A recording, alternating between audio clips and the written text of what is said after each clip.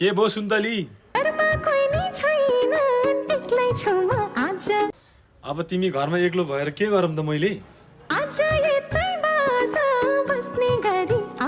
थेट, यस्तो कुरा गर्ने के भयो र तिमीलाई? जवानीले सताएको भए बिहे गर नि त। कहाँ यतिकै बिहे गर्ने हो र? आई लभ यु भन्नु परेन? आई लभ यु भनेर मात्रै हुन्छ? चुप्पा दिनु परेन? ल ल, तिमीलाई भेट्न आइहाल्छु।